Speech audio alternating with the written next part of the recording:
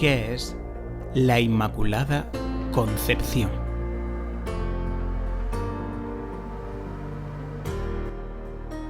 Todos los años, el día 8 de diciembre, los católicos celebramos una fiesta muy especial en honor de la Santísima Virgen María, la Inmaculada Concepción. Pero, ¿qué celebramos exactamente? ¿Qué es la Inmaculada Concepción? Hay muchos creyentes que ya no lo saben. Por eso en este vídeo vamos a explicarlo. Significado de las palabras. Inmaculada significa sin mancha, sin pecado, pura.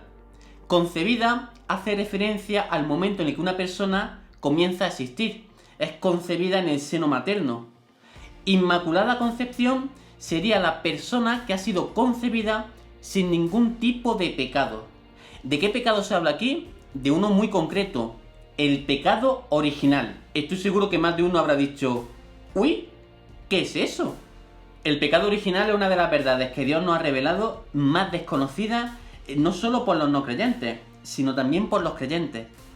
Y sin embargo, para poder entender lo que es la Inmaculada Concepción, hay que saber lo que es. Por eso, vamos a hincarle el diente. ¿Qué es el pecado original? Dios nos ha revelado una maravilla. Cuando creó a los primeros seres humanos, les dio un regalo increíble, la gracia divina. Eso significa que esos primeros seres humanos que aparecieron en la tierra estaban unidos a Dios. Su alma tenía una participación del mismísimo ser divino, del ser de Dios. Había una profunda amistad con el Señor. Eso les daba una paz en su mente, en su corazón. Pero ocurrió un desastre. De hecho, el peor desastre que ha ocurrido en la historia de la humanidad. ¿Qué ocurrió? Dios les había dado la libertad, eran responsables de sus actos, podían elegir y eligieron libremente alejarse de Dios, romper la amistad con Él, romper el amor con Dios. Eligieron el pecado. Y ese primer pecado se llama pecado original, porque ocurrió en los orígenes de la historia de la humanidad, al comienzo. Hizo que esos primeros seres humanos perdieran la gracia divina, la unión de sus almas con Dios. ¿Qué tiene que ver eso conmigo? Aquí está el misterio. Desde entonces, todos los seres humanos, absolutamente todos, nacemos con el pecado original. ¿Cómo? ¿Por qué nacemos con un pecado que no es nuestro? Esto hay que explicarlo. El pecado original no es un pecado personal nuestro, no un pecado que nosotros hayamos cometido. Como pecado personal solamente fue cometido por los primeros seres humanos. El pecado original en nosotros son las consecuencias del pecado original cometido en los comienzos de la historia humana.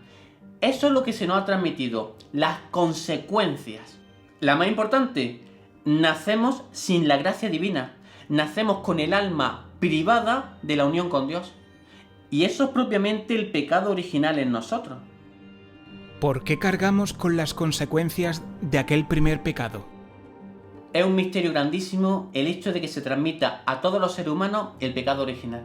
De todos modos, Dios en la Biblia nos ha revelado algunas claves para que podamos entender por qué ocurre esto. El plan de Dios ha sido crear a la humanidad como una familia, donde todos estamos conectados. Los primeros seres humanos eran como los padres de esa familia. Cuando Dios les regaló el don de la gracia divina, no solamente se lo estaba dando a ellos, sino que en ellos se lo estaba dando a toda la humanidad, al resto de seres humanos. Cuando lo perdieron por el pecado original, lo perdieron también para sus descendientes, porque desde ese momento los primeros seres humanos tan solo podían transmitir una naturaleza herida, una naturaleza privada de la gracia de Dios. Ya no podían dar lo que no tenían. Me gusta poner el siguiente ejemplo que creo que sirve para entenderlo mejor. Imagina un hombre muy rico, que tiene muchos terrenos de cultivo, y tiene un hijo de 3 años, y un día se lo lleva a sus campos y le dice, hijo mío, ¿ves todos estos terrenos? Un día tú los vas a heredar. Y el niño con 3 años, ah, sí, papi, pues qué bien, ¿no? Pero un día, dejándose llevar por la avaricia, por decisiones equivocadas, hace un mal negocio y pierde todos sus terrenos. ¿Quién ha sido el culpable? Él. ¿El hijo tiene culpa? No. tiene 3 años. Pero carga con las consecuencias del error de su padre, porque es su padre, y se queda sin herencia, se queda sin terreno. Algo parecido ha ocurrido con el pecado original. Nosotros no hemos tenido culpa, pero cargamos con las consecuencias del primer error de la humanidad, porque ellos eran los padres de toda la humanidad. Sé que es un misterio difícil de entender. Yo me he limitado a explicar lo más básico, lo más esencial. Si queréis profundizar, os recomiendo que cojáis el Catecismo de la Iglesia Católica, que busquéis el apartado del pecado original y que os lo leáis tranquilamente. También podéis acudir a este libro que escribí hace tiempo, Firmes en la Fe. Tengo un capítulo entero dedicado al pecado original, con los textos de la Biblia que hablan de él, qué ocurrió, en qué nos ha afectado, con un lenguaje muy sencillo, muy fácil de entender. Bueno, os puede venir bien. Voy a dejar en la descripción del vídeo un link por si queréis adquirirlo. Ahora podemos entender mejor qué es la Inmaculada Concepción. Es un título referido única y exclusivamente a la Santísima Virgen María y hace referencia a su concepción, no al nacimiento, sino a la concepción, mucho antes del nacimiento, cuando fue concebida en el seno materno, muy concretamente al mismísimo instante en el que María empezó a existir. Y lo que significa es que la Virgen María fue concebida sin pecado original. Y como el pecado original en nosotros es la privación de la gracia divina, quiere decir que la Virgen María, en el mismo instante en que su alma fue creada, estaba en gracia de Dios. Su alma estaba unida a Dios, participando del ser de Dios. ¿Dónde dice la Biblia que la Virgen María fue concebida sin pecado original? Lo sugiere en distintos lugares. Quizá el más claro de todos son las palabras que de parte de Dios el ángel Gabriel le dirige a la Virgen María cuando le anuncia que es la elegida para ser la madre de Jesús. Fijaos cómo la saluda. Alégrate, llena de gracia, el Señor está contigo. Llena de gracia. Significa que la Virgen estaba rebosante de la gracia divina, totalmente llena de ella. La imagen que podemos usar es la de un vaso que está lleno de agua, hasta los bordes, prácticamente derramándose. Es que el término usado por el ángel revela algo muy importante. El Evangelio de Lucas, que nos cuenta este episodio, está escrito originalmente en griego. Los griegos no solamente usaban verbos en pasado, presente y futuro, sino que también tenían unas expresiones verbales que, estando en presente, querían significar una acción que venía realizándose desde el pasado. La palabra llena de gracia, que en griego se dice que charitomene, es precisamente una de esas expresiones verbales que acabamos de explicar. El ángel, de parte de Dios, le está revelando a la Virgen no solamente que está llena de gracia en ese momento presente en el que se lo está comunicando, sino que esa plenitud de gracia viene desde el pasado, desde que la Virgen comenzó a existir, desde su concepción. Ahora bien, si la Virgen siempre ha estado llena de gracia, significa que ha sido concebida sin pecado original. ¿Hubo dudas sobre la Inmaculada Concepción?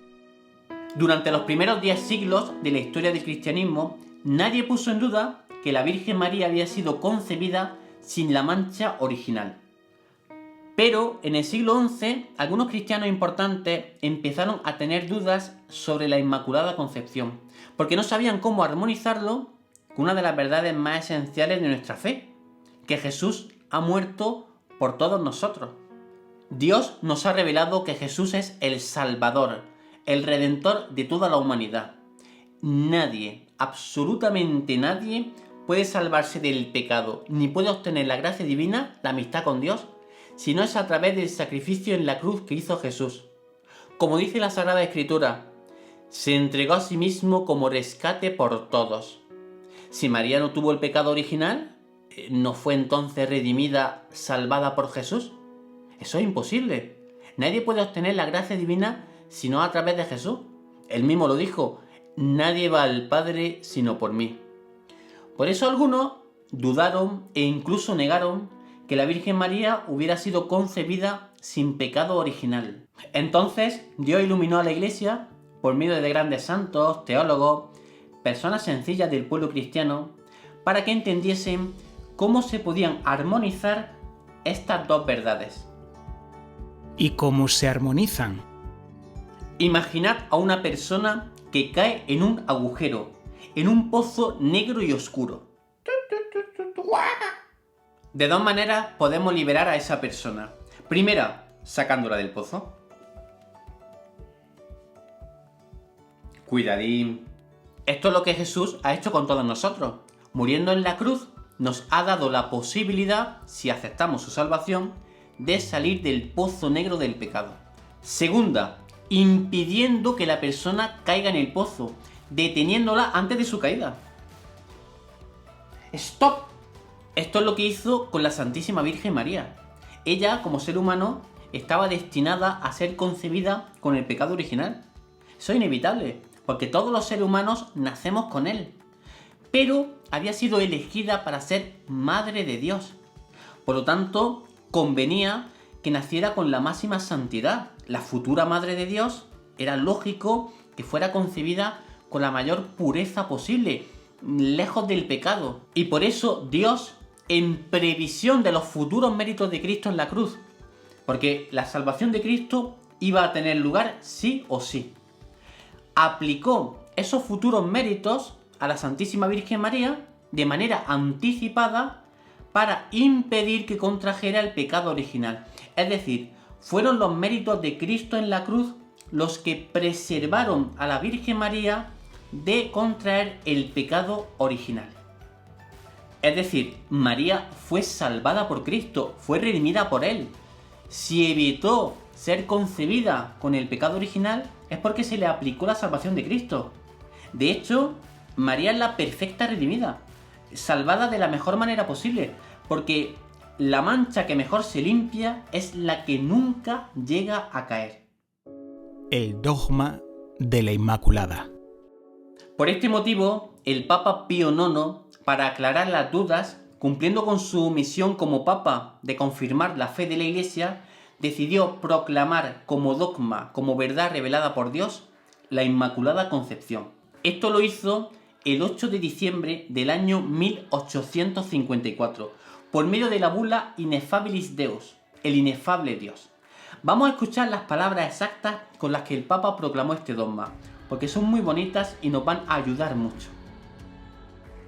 Declaramos, pronunciamos y definimos que la doctrina que sostiene que la Beatísima Virgen María, en el primer instante de su concepción, por gracia y privilegio singular de Dios Omnipotente, en atención a los méritos de Cristo Jesús, Salvador del género humano, fue preservada inmune de toda mancha de culpa original, ha sido revelada por Dios y por tanto debe ser creída firme y constantemente por todos los fieles. La Virgen confirma el dogma. 4 años más tarde, en 1858, en una gruta de un pequeño pueblo de Francia llamado Lourdes, la Virgen se apareció a una niña de 14 años, Bernadette Soubirous, y le confirmó este dogma. Se le apareció 18 veces. En una de las últimas apariciones le dijo: «Yo soy la Inmaculada Concepción», confirmando así toda la enseñanza de la Iglesia. ¿En qué nos ayuda este dogma? En muchísimas cosas. Primero, nos recuerda que existe el pecado original, que todos hemos nacido con esa herida. Cada vez hay más cristianos que piensan que con sus solas fuerzas pueden llevar una vida buena, santa, salvarse. Por eso no rezan, están muy alejados de los sacramentos, no se esfuerzan por hacer buenas obras. La Virgen nos recuerda: existe el pecado original. Tenéis una herida en vuestra naturaleza humana. Necesitáis la gracia de Dios. Sin su gracia no vais a poder practicar el bien constantemente, con perseverancia, ni vais a poder salvaros. Segundo, nos recuerda que Jesús es el Salvador de toda la humanidad. Muchos creyentes ven a Jesús como un personaje muy bueno, muy santo, que nos enseñó cosas maravillosas, que nos amemos unos a otros. pero olvidan la principal misión que Jesús vino a cumplir: liberarnos, rescatarnos de la oscuridad del pecado, morir por nosotros, enseñarnos el Evangelio, el camino de la santidad y el camino para alcanzar después de esta vida el cielo eterno, la salvación. No podemos convertir a Jesús simplemente en un ejemplo a seguir, alguien muy bueno, alguien admirable. Es que es mucho más que eso. Es tu Salvador, tu Redentor, ha muerto por ti. Lo ha dado todo para salvarte, para liberarte del pecado. Es que tu relación con Jesús tiene que ser una relación personal, íntima y llena de amor. Es tu Salvador, se lo tienes que dar todo.